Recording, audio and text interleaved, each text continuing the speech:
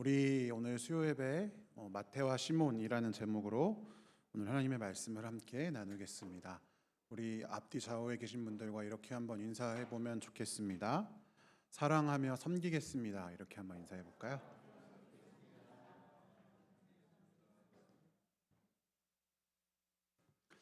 네, 진심으로 하셔야 됩니다. 말만 하시면 안 되고. 한 번 더 이렇게 인사해 보겠습니다. 주님 뜻대로 함께 삽시다. 이렇게 한번 인사해 볼까요? 네, 주님 뜻대로 서로 사랑하며 섬기는 우리 귀한 영신교회 성도들 되시기를 주님의 이름으로 축원합니다. 오늘 말씀은 여러분 읽어서 다 아시겠지만 예수님께서 12명의 제자들을 이제 12제자로 12사도로 이렇게 임명하시는 그런 장면입니다.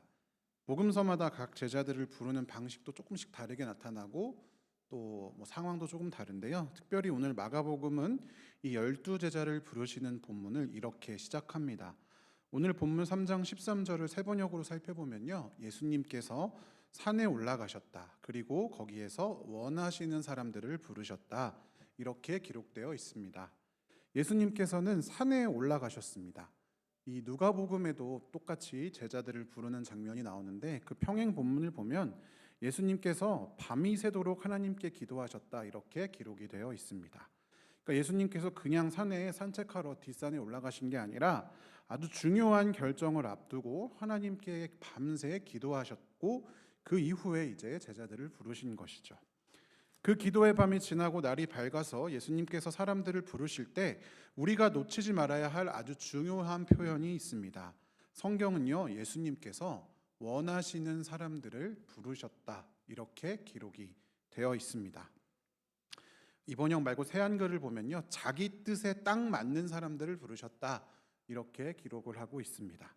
예수님께서는요, 제자들을 자신의 뜻에 맞게 부르셨습니다.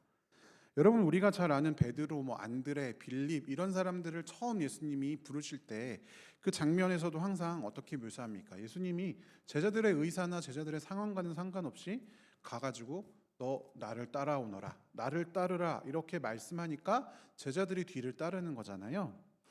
예수님께서는 전적으로 제자들을 선택하실 때에, 제자들을 세우실 때에 본인의 뜻으로, 쉽게 말하면 예수님 마음대로 뽑으셨습니다. 제자들의 원이나 제자들의 뜻대로 한 것이 아니라 예수님이 부르셨고 제자들은 그냥 그 부르심에 응답을 한 것이죠. 제자들이 이력서를 내고 면접을 보고 제가 제자가 되기 위해서 저는 이것도 잘하고요, 저것도 잘하고요. 예수님 앞에 자기소개를 해서 지원해서 뽑힌 게 아니라 철저하게 예수님의 주권, 예수님의 계획, 예수님의 뜻 안에서 이 12명의 제자들이 선택이 되었다는 것입니다. 여러분, 이것은요, 오늘 이 자리에 나와 함께 예배하는 우리에게도 동일하게 적용되는 말씀입니다.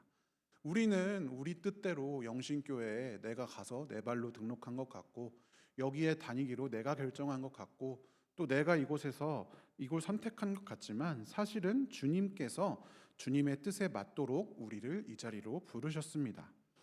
교회는요, 그리스어로 에클레시아라고 하거든요. 에클레시아라는 말은 부름받은 사람들의 모임이다라는 뜻을 가지고 있습니다. 교회는 내 의지가 앞서는 것이 아니라 예수님의 부르심이 앞서는 공동체입니다.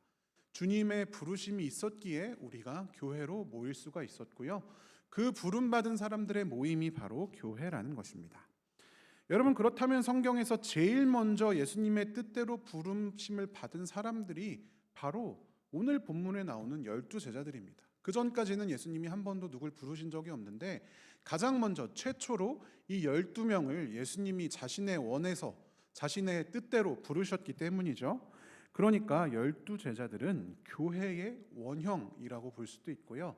가장 최초의 하나님 예수님께서 우리에게 보여주시는 교회의 모습이다 라고 보아도 무방합니다. 자, 그렇다면 그렇게 주님께서 밤새 기도하시고 신중하게 당신의 원하시는 대로 당신의 뜻대로 선택한 이 12명 최초의 교회 12제자의 면면은 과연 어떠할까요? 예수님께서는 산 아래로 내려와서 12명의 이름을 이제 쭉 호명하십니다. 베드로, 야고보, 요한, 뭐 우리가 잘 알고 있는 이름들이 쫙 불리기 시작하죠. 그런데 이 12명의 명단이 쭉 불러 내려갈 때 거기에 뭐 12제자뿐만 아니라 더 많은 사람들이 있었을 거 아니에요? 그 사람들이 귀를 의심하는 어떤 한 그 이름들 두 개가 있습니다. 도저히 한 명단에 한 팀에 들어갈 수 없는 두 사람의 이름이 불리고 있기 때문입니다. 그 두 사람은 오늘 설교의 제목이기도 한 가나나인 시몬 그리고 마태입니다. 마가복음 3장 16절부터 19절까지를 쭉 살펴보면요, 예수님의 12제자의 이름이 나오는데 시몬 앞에 열혈당원, 오늘 개역개정엔 가나나인이라고 되어져 있고요. 그 가나나인은 여러분 성경이 있으시면 거기에 이제 주석표가 달려 있습니다. 그 밑에 보면 열심당원 이렇게 써 있을 겁니다. 가나나인이라고 하는 것은 열심당원이라는 뜻을 가지고 있는데요, 열혈당원이라고도 합니다. 이 시몬은 그냥 시몬이 아니라 열혈당원 시몬이라고 불렸습니다. 예수님께서 직접 그렇게 이름을 부르셨죠. 왜 그는 굳이 다른 사람들은 웬만하면 이름만 있잖아요. 근데 왜 굳이 열혈당원이라고 불렀을까요? 첫 번째 이유는 그가 예수님의 수제자인 베드로와 동명이인이었기 때문입니다. 그래서 시몬이 2명 있었기 때문에 12제자들 중에서, 그래서 첫 번째 예수님의 수제자는 예수님이 베드로라고 별명을 붙이셨고 두 번째 시몬은 열혈당원이라고 불렀습니다. 그리고 두 번째 이유면서도 가장 중요하고 근본적인 이유는 이 사람이 실제로 열심당원, 열혈당원이었기 때문으로 보입니다. 열심당 하면은 당이니까 뭐 오늘날 뭐 무슨 당들 있잖아요. 뭐 더불어민주당, 뭐 국민의힘 이런 정치적인 당, 뭐 정치적으로 세를 불리기 위한 집단으로 생각하곤 하는데요. 그건 아니고요. 당시에는 이스라엘 지역이 로마의 직접 혹은 간접적인 통치를 받고 있었기 때문에 이스라엘의 독립을 쟁취하기 위한 여러 이제 세력들이 있었습니다. 그 중에서 또 주장하는 바가 각자 달랐죠. 옛날에 우리 일제 시대 때도 어떤 사람들은 무장 투쟁을 주장하고 어떤 사람은 막 계몽 운동을 하고 어떤 사람은 외교를 해서 우리나라 독립시켜야 된다 주장하기도 하고 노선이 달랐잖아요. 그렇게 이때도 이스라엘의 독립을 투쟁을 하는 여러 종류들의 사람이 있었는데 그 중에서 열심당원은 아주 과격하고 격렬한 저항, 그러니까 무장 투쟁을 원했던 사람들. 그래서 품에 항상 단검을 품고 다녔던 사람들이 바로 이 열심당입니다. 이 사람들은 당연히 가장 격렬하게 로마의 통치를 반대하던 사람들이었겠죠. 이들은 오직 하나님만이 이스라엘의 유일한 통치자다. 다른 사람은 이스라엘을 통치할 수 없다. 이렇게 주장했습니다. 그러니까 로마의 통치를 인정하는 행위를 매우 싫어했죠. 그리고 로마의 통치를 인정하는 가장 대표적인 행위가 무엇이었냐? 바로 로마에 세금을 바치는 행위였습니다. 그것을 하나님에 대한 배반으로 여겨서 아주 극렬하게 반대했습니다. 시몬은 바로 이 열심당원이었습니다. 아니면 실제로 막 소속은 아니었어도 뭐 정확히는 모르니까 열심당원과 아마 같은 노선을 걷고 있었던 사람들, 그래서 주변 사람들도 다 시몬이 무슨 생각하고 샀는지 아는, 그래서 시몬 스스로도 남들이 열혈당원, 열심당원 이렇게 불러도 이상하지 않은 그런 사람이었을지 모르겠습니다.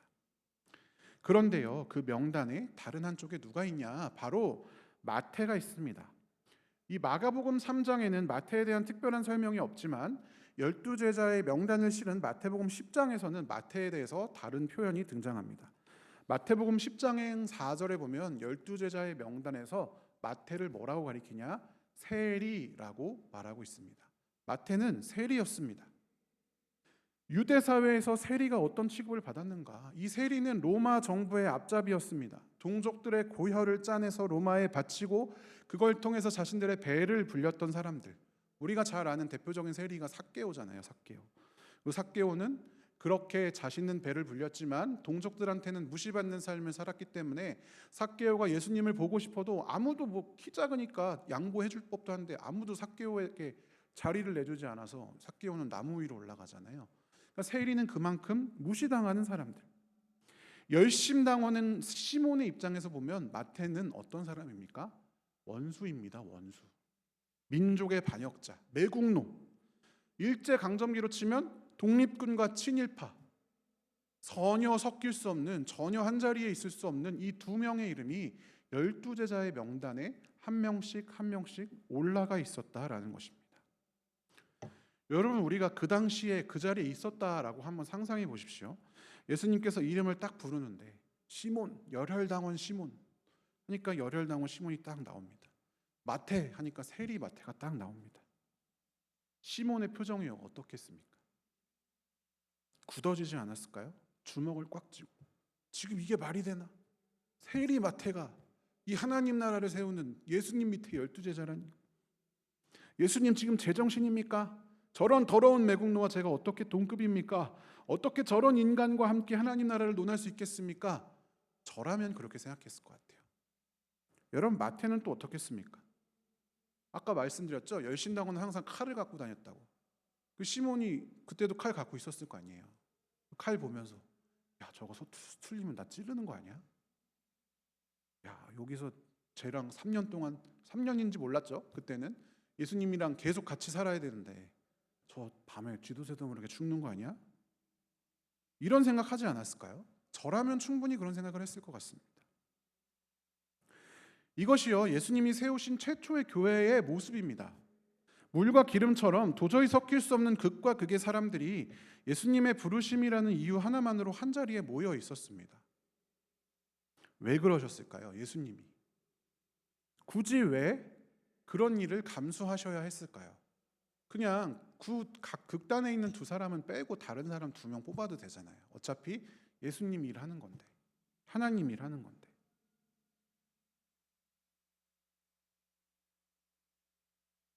그 2명뿐만이 아닙니다. 주변 사람들은 이 2명을 보면서 무슨 생각을 했을까요? 야, 쟤네 없는 게 나을 것 같은데. 야, 우리가 쟤네랑 같이 있어야 되는데 저 2명 사이에서 우리가 얼마나 눈치 보고. 이들이 어떻게 하나의 공동체 12명의 제자가 될 수가 있겠습니까? 현실적으로는 매우 매우 불가능해 보이더라 이겁니다. 예수님께서 이들을 부르시고 그냥 야, 자, 알아서 해. 자, 친해졌지? 이렇게 하고 끝이 아니라 이제부터 이 사람들은 실제적으로 3년 동안 먹고 자고 함께 생활했습니다. 여러분, 그 과정이 어땠을까요? 성경엔 나오지 않지만 여기서부터 이제 상상의 영역입니다. 이제 예수님이 부르셨으니까 저 마태도 용서해야지. 저 시몬 눈치 안 봐야지. 그게 쉽겠습니까? 자기가 살아온 인생의 가치관이 쭉 있는데, 우리도 하나님 만나고 나서 막 바뀔 것 같지만 그렇지 않은 경우도 많잖아요. 주요 가치관이 잘 안 바뀌지 않습니까? 그 과정이 평탄했을까요? 저는요, 절대 그렇지 않았을 거라고 생각합니다. 식사 시간마다 어색한 침묵이 흐르지 않았을까요? 가끔 막 얘기하다가 지금의 정치 이야기, 뭐 세금 이야기 이런 거 나오면 서로 눈치 보고, 시몬은 마태가 밥 먹는 것만 보도 야, 저거 우리 동족들의 고혈을 저거 먹고 있네. 마태는 마태대로 아니 저 세상 돌아가는 물정도 모르고 지금 로마가 지금 전 세계를 지배하는데 지금 말도 안 되는 독립 이야기나 하고 있네. 제자들은 그 둘 사이에서 눈치 보면서 얼마나 힘들었겠습니까? 베드로나 뭐 누가 아유 그만하고 맛있게 드십시다. 이게 일상이었을지도 모르겠습니다. 때로는 예수님이 심부름을 단둘만 시킬 수도 있을 거 아니에요. 야, 마태랑 저기 시몬이랑 같이 저 밑에 마을 가가지고 물 좀 떠와. 그러면 둘이 가야 되잖아요. 그 과정이요, 얼마나 그 두 사람에게 고통스러웠겠습니까? 어려웠겠습니까? 지난한 시간이었겠습니까? 근데요, 예수님은 또 그 제자들 데리고 다니면서 하는 얘기가 다 그런 거예요. 오른뺨을 치거든 왼뺨도 돌려대라. 속옷을 가지고자 너를 고발하면 겉옷도 내줘라. 억지로 오리로 가게 하려면 심리를 같이 가줘라. 내 이웃을 사랑하고 네 원수를 미워하라 라고 하였다는 것을 너희가 들었으나 이제는 원수를 사랑해라. 너희를 박해하는 자를 위하여 기도하라. 마태, 나를 박해하는 시몬과 열심당원들을 위해 기도해야 되나? 저 매국노를 위해 기도해야 되나? 마태와 시몬이 이 이야기를 들을 때마다 얼마나 곤혹스러웠겠습니까? 예수님께서 왜 굳이 이렇게 안 맞는 사람들을 모아놓으셨을까요? 마음 맞는 사람들끼리, 열심당원은 열심당원끼리, 세리는 세리끼리, 젊은이는 젊은이끼리, 늙은이는 늙은이끼리 이렇게 모아놓으면 사역하기도 편하고 싸움도 없고 일도 일사천리로 진행될 텐데 왜 예수님께서는 최초의 교회의 모습, 이 12명의 제자 가운데 이렇게 비효율적이고 불편한 모습을 만들어 놓으셨을까요? 그 이유는 예수님께서 주신 새 계명 속에 들어 있습니다. 우리 요한복음 13장 34절을 세 번역으로 같이 한번 읽어보겠습니다. 이제 나는 너희에게 새 계명을 준다. 서로 사랑하여라. 내가 너희를 사랑한 것 같이 너희도 서로 사랑하여라. 아멘. 여러분, 이것은 예수님이 권유하신 것도 아니고요, 부탁하신 것도 아닙니다. 계명입니다. 명령입니다. 반드시 지켜야 할 법으로 우리들에게, 이때 당시에 12제자들에게 주어진 것입니다. 구약의 10계명 반드시 지켜야 되는 거잖아요. 안 지키면 신앙인 아닌 거잖아요. 죽는 거잖아요. 이스라엘 백성들에게. 이거 계명, 가장 큰 계명, 제일 중요한 계명으로 예수님께서 주신 것이 서로 사랑하여라 라고 말씀하신 것입니다. 예수님께서는 시몬과 마태를 통해서 말씀하십니다. 너희가 서로 죽일 듯이 미워하고 도저히 이해할 수 없는 원수 같은 사이라 할지라도 나는 너희를 불렀다. 너희를 하나 되게 하였다. 너희를 부른 이 공동체 안에서 너희는 서로 사랑해야 한다. 그것이 내가 교회를 세운 목적이다. 명령으로 주셨습니다. 시몬과 마태는요, 이 말씀을 듣고 순종하기로 했습니다. 물론 쉽지 않았겠죠. 그러나 조금씩 해나가지 않았을까요? 서로를 용서하고 용납하고 받아들이는 그 범위를 아주 조금씩 넓혀가지 않았을까요? 처음부터 다 용납할 수는 없었겠지만요. 빌립보서 2장 1절부터 4절까지는 이렇게 말하고 있는데요. 그리스도 안에서 여러분에게 무슨 격려나 사랑의 무슨 위로나 성령의 무슨 교제나 무슨 동정심과 자비가 있거든 여러분은 같은 생각을 품고 같은 사랑을 가지고 뜻을 합하여 한 마음이 되어서 내 기쁨이 넘치게 해주십시오. 무슨 일을 하든지 경쟁심이나 허영으로 하지 말고 겸손한 마음으로 하고 자기보다 서로 남을 낮게 여기십시오. 여러분은 자기 일만 돌보지 말고 다른 사람들의 일도 돌보아 주십시오. 사도 바울이 이렇게 말하고 있는데요. 이것이 여러분 사랑하는 것의 행동의 구체적인 나열들입니다. 서로 사랑하라는 계명 무슨 뜻입니까? 나보다 남을 더 낮게 여기고 그 사람을 위해서 그 사람을 도와주는 것이 서로 사랑하라라는 계명의 실제적인 지침입니다. 시몬과 마태도요 쉽지는 않았겠죠. 서로를 용서하고 용납하고 서로를 낮게 여기는 것이 어려웠겠지만 이러한 과정을 조금씩 밟아 나갔습니다. 그들은 그 과정에서 서로 대화도 하고 때론 자신을 주장하기도 하고 때론 상대의 이야기를 듣기도 했겠죠. 그리고 아마 그 과정에서 의견도 대립하고 감정이 상할 때도 있었을 것입니다. 매우 힘들고 지난한 과정을 지나갔습니다. 그러나 그 과정 가운데에서도 그들은 예수님이 주신 이 가장 큰 계명을 붙들었습니다. 그 모든 과정의 목적은 그렇게 서로 싸우고 다투고 대화하고 그리고 서로 이 지지고 볶는 그 모든 과정의 목적은 서로 사랑하기 위해서였기 때문입니다. 근데 여러분 이게 말처럼 쉽겠습니까? 이 두 사람이 서로 사랑한다는 게 하나의 공동체가 된다는 게 너무나 어렵습니다. 시간이 얼마나 오래 걸렸을까요? 수고와 에너지가 얼마나 많이 들었을까요? 엄청 싸웠겠죠. 그래서요 예수님께서도 요한복음 17장에서 십자가에 달리시기 바로 전에 남겨질 제자들을 위해서 이렇게 간절히 기도하십니다. 아버지께서 내 안에 계시고 내가 아버지 안에 있는 것과 같이 그들도 하나가 되어서 우리 안에 있도록 하여 주십시오. 아버지께서 나를 보내셨다는 것을 그들을 보고 세상이 믿게 하여 주십시오. 우리가 하나인 것 같이 그들도 하나가 되게. 내가 그들 안에 있고 아버지께서 내 안에 계신 것은 그들이 완전히 하나가 되게. 제자들이요.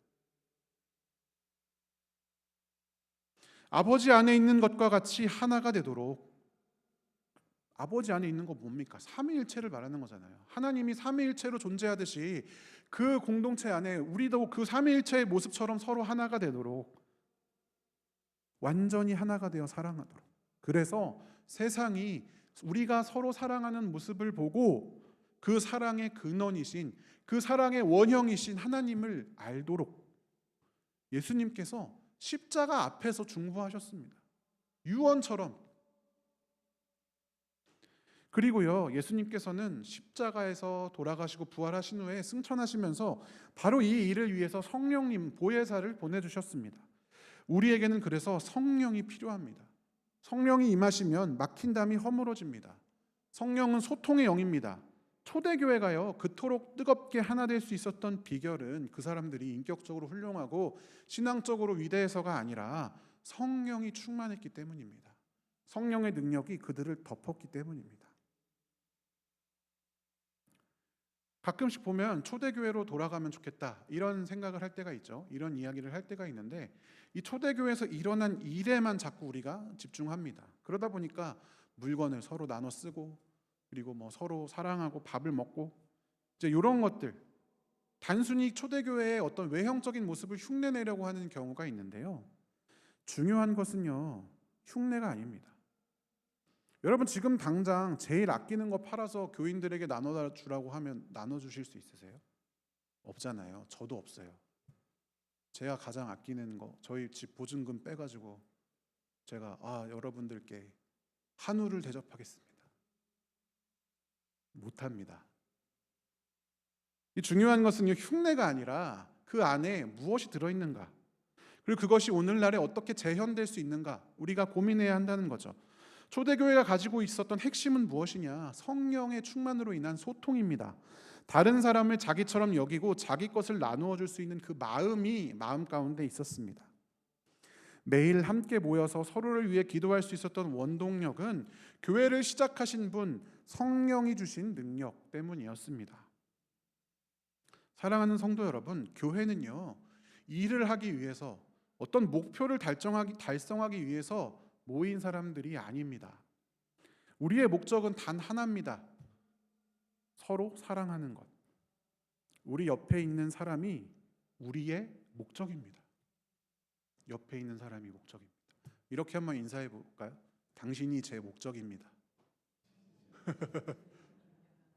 굉장히 갑자기 옆에 있는 분이 부담스러우시죠? 우리가 교회에서 하는 모든 일은 하나님께서 그토록 사랑하셔서 죄와 죽음에서 건지신 그 사람을 사랑하기 위해서 하는 겁니다.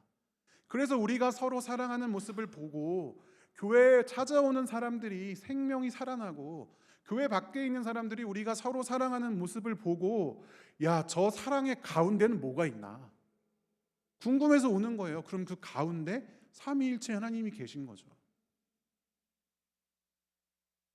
그게 교회의 목적입니다.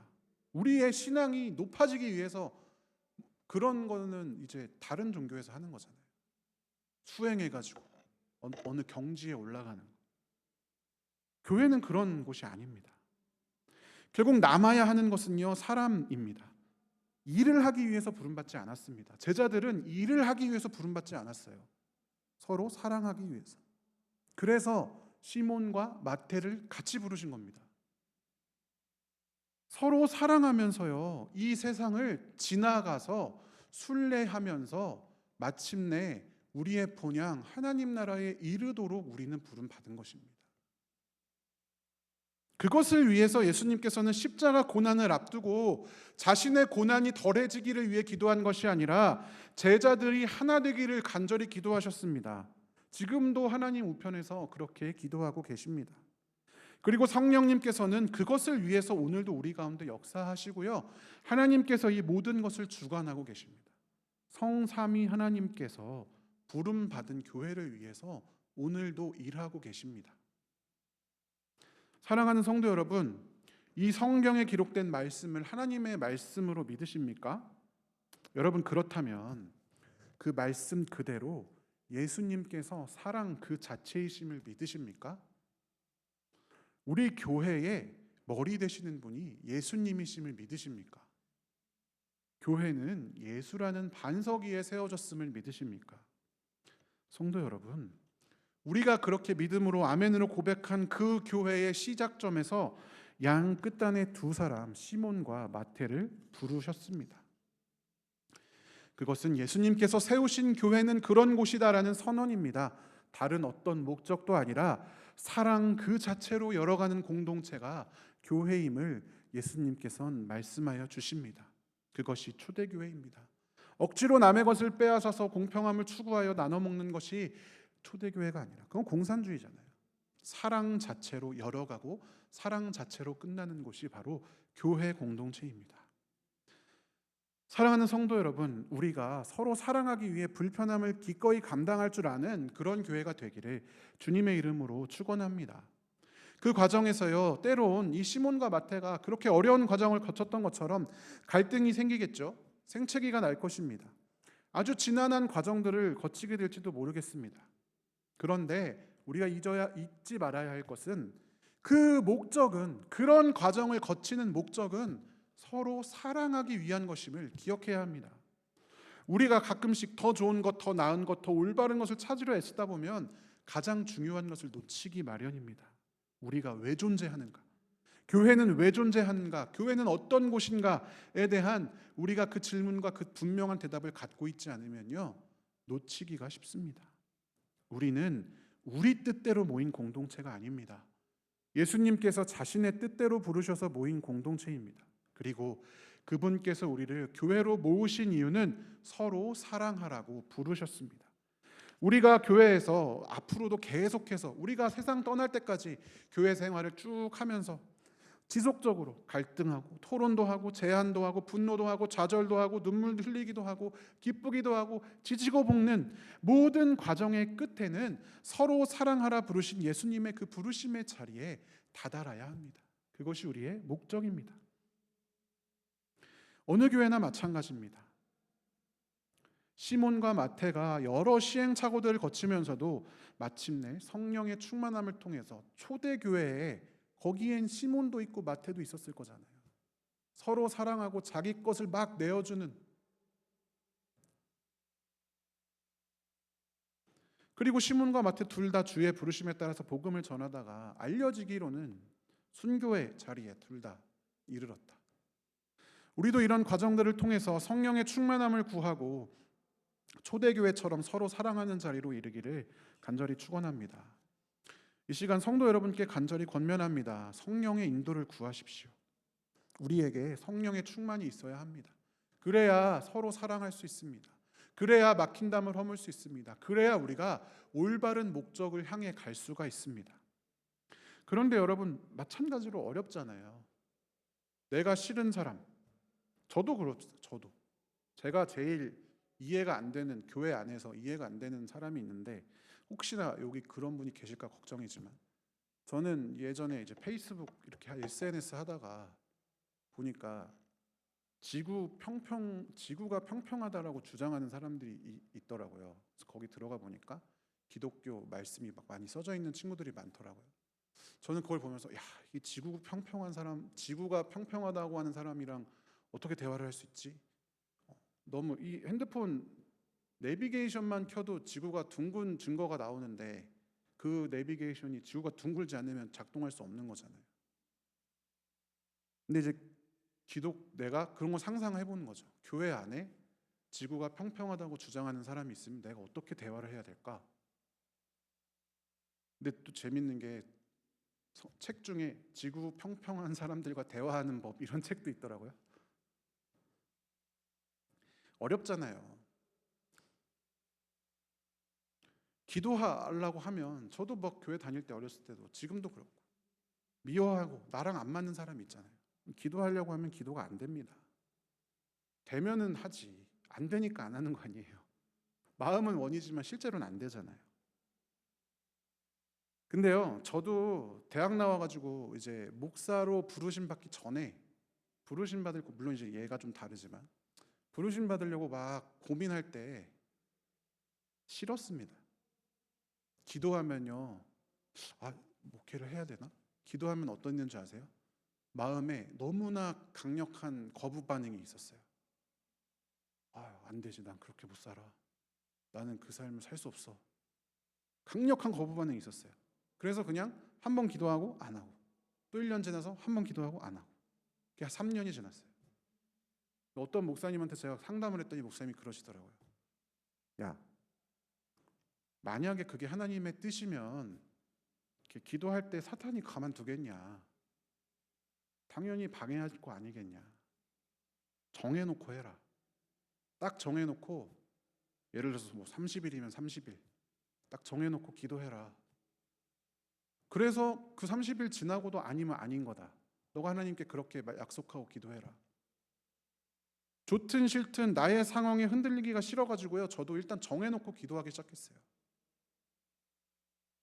그랬더니 하나님께서 답을 주시더라고요. 우리도요, 어떤 교회 안에서 어떤 일들을 감당해야 할 때 기도가 안 될 때가 있습니다. 그래도 해야 돼요. 정해놓고. 하기 싫지만 운동하는 것처럼. 그러면 그 과정 가운데서 하나님께서 답을 주십니다. 사랑하는 성도 여러분, 우리는 성령의 충만함이 필요합니다. 작년에 우리 교회 주제가 성령에 관한 거였잖아요. 여기 자세히 보시면 우리는 선교적 교회입니다. 뒤에 흔적이 있어요. 그렇죠? 성령의 능력으로 부흥하는 교회. 이게 뭐 우연이라고 생각할 수 있겠는데 제가 지금 생각하니까 우연이 아닌 것 같아요. 성령의 흔적 위에서 우리가 선교적 교회가 되는 거거든요. 성령이 충만해야, 우리가 서로 사랑하는 모습으로 있어야 선교적 교회가 될 것 아니겠습니까? 사랑하는 영신의 모든 성도 여러분, 여기 모인 모든 교회 구성원들이 서로를 사랑하기 위해 불편함을 기꺼이 감당하는, 그래서 기도하기 시작하는 그런 교회가 되면 좋겠습니다. 이 과정들을 다 거쳐서 우리가 다다르는 지점이 서로 사랑하는 공동체, 서로 사랑하는 교회. 그래서 우리 안에 있는 그 아이언맨의 이 마음, 여기 있는 아크 원자로 같이 우리의 사랑 가운데 있는 이 삼위일체 하나님을 우리가 이웃들에게 당당하게 보여줄 수 있는 그런 공동체가, 우리 영신의 공동체가 되기를 주님의 이름으로 축원합니다. 함께 기도하겠습니다.